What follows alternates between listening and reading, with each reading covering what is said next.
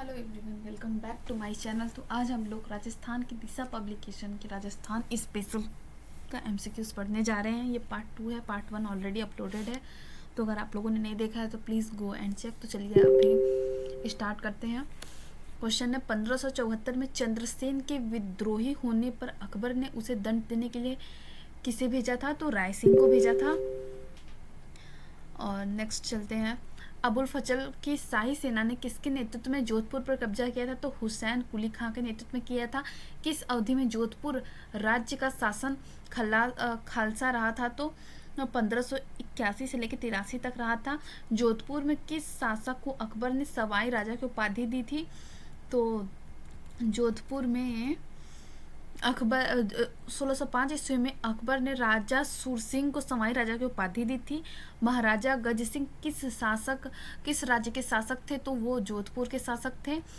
मुगल सम्राट जहांगीर ने दल दमन की उपाधि किसे प्रदान की थी? तो गज सिंह को प्रदान की थी।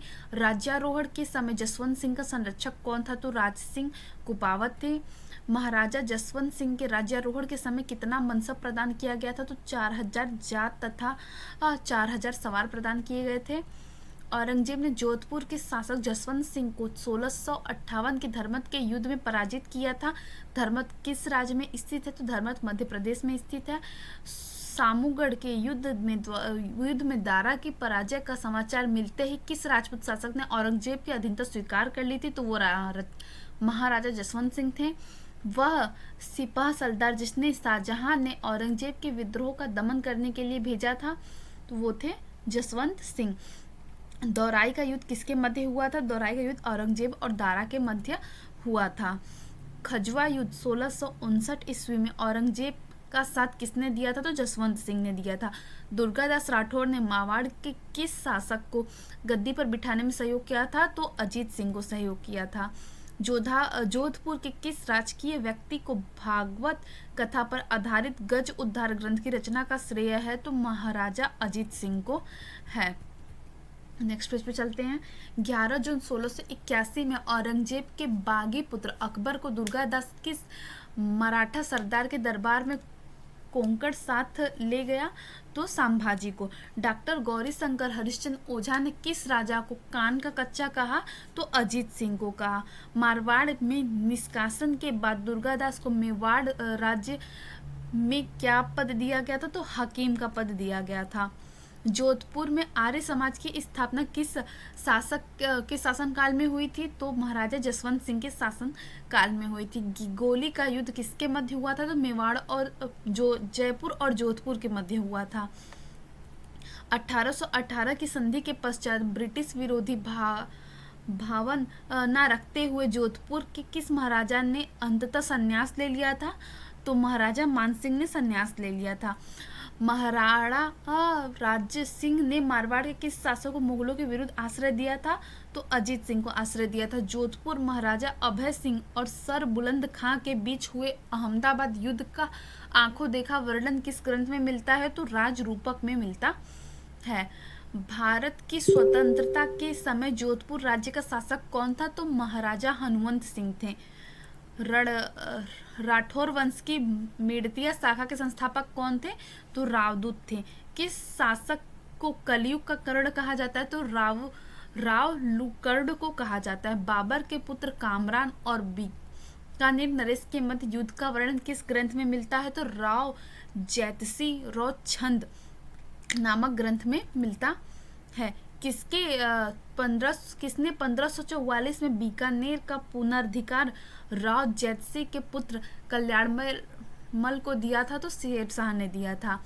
अकबर द्वारा राजपूत राजाओं का ऐतिहासिक दरबार का आयोजन नागौर में किस वर्ष किया गया था? तो 1570 में किया गया था।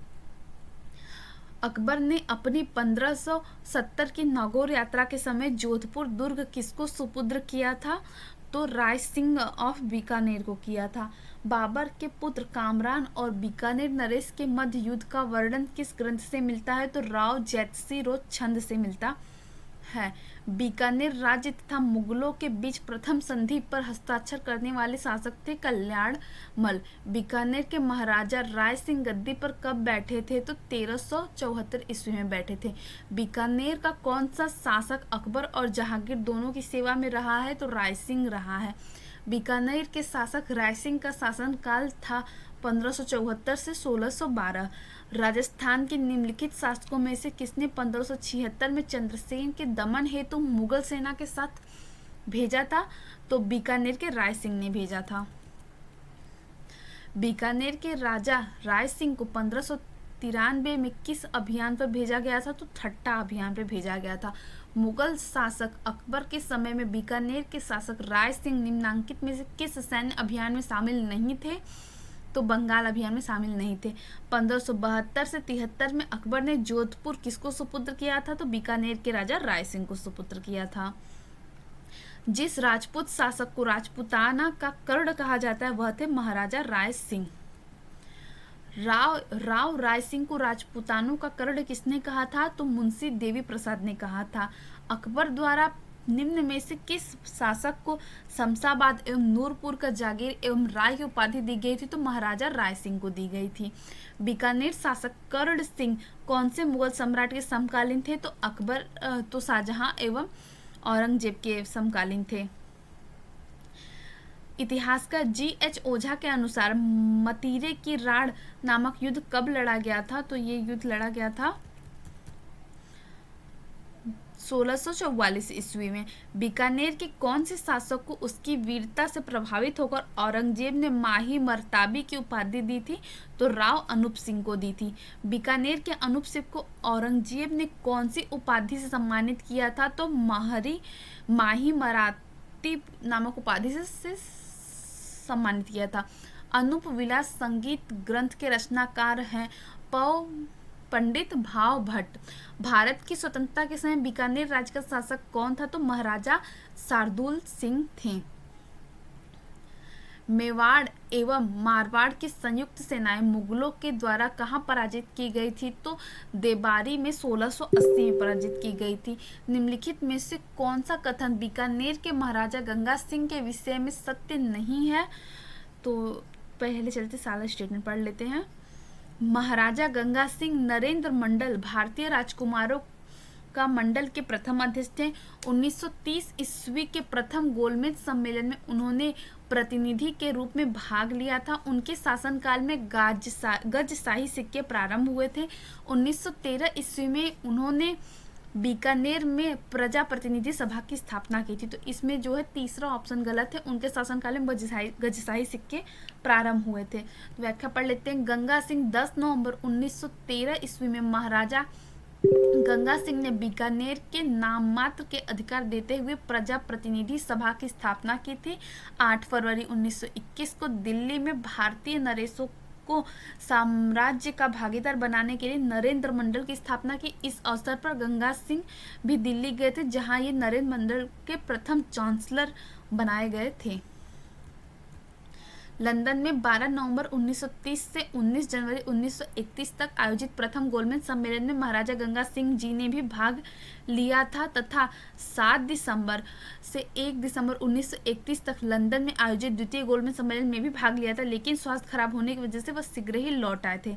महाराजा गंगा सिंह ने सन 1927 में गंग नहर का निर्माण कराया था। उन्हें राजपूताने का भागीरथी और आधुनिक भारत का भागीरथी भी कहा जाता है।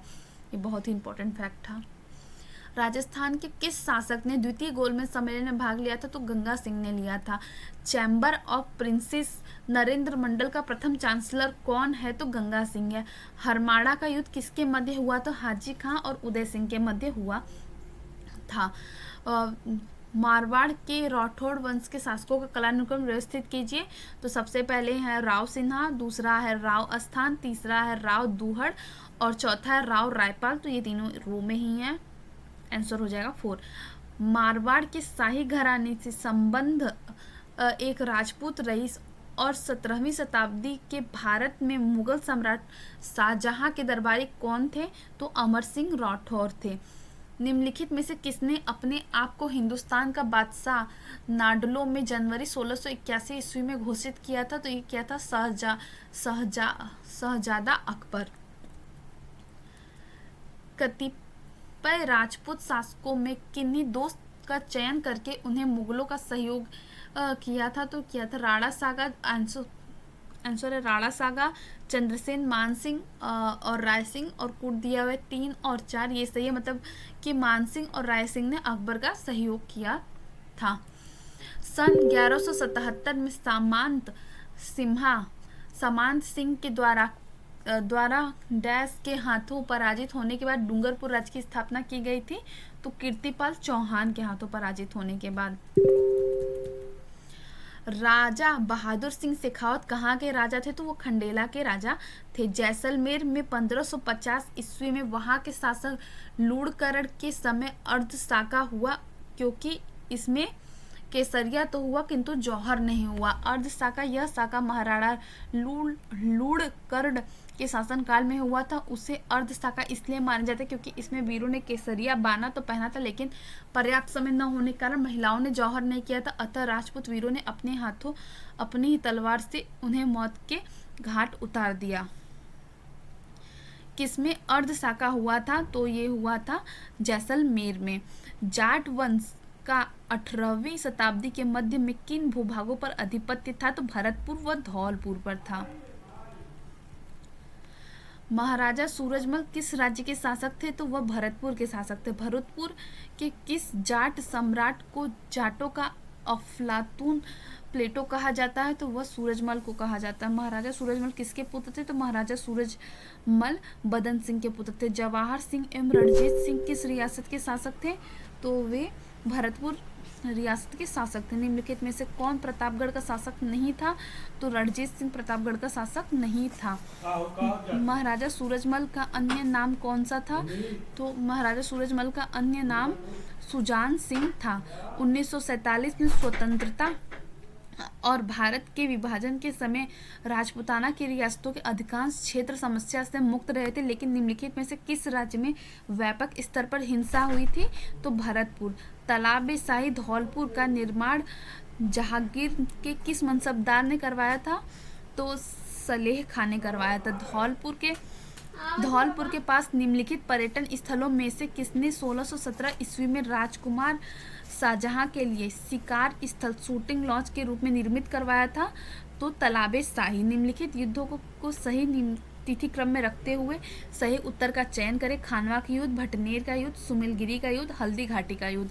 तो हल्दी घाटी का युद्ध हो जाएगा 1576, खानवा का युद्ध हो जाएगा 1527, भटनेर का युद्ध है 1398 और सुमेलगिरी का युद्ध है 1544। तो आप लोग देख लीजिएगा, इसका आंसर होगा ए पहला। निम्न युद्धों की तिथि क्रम में रखते हुए सही उत्तर चयन। तराइन का प्रथम युद्ध, खानवा, सुमेल, भटवाड़ा। तो भटवाड़ा का युद्ध तो 1761 में हुआ था। खानवा का हुआ था, खानवा का युद्ध हुआ था 1527 में। तराइन का प्रथम युद्ध हुआ था 1191 में। That's all for the day. मिलते हैं नेक्स्ट वीडियो में, तब तक के लिए बाय बाय। Please subscribe.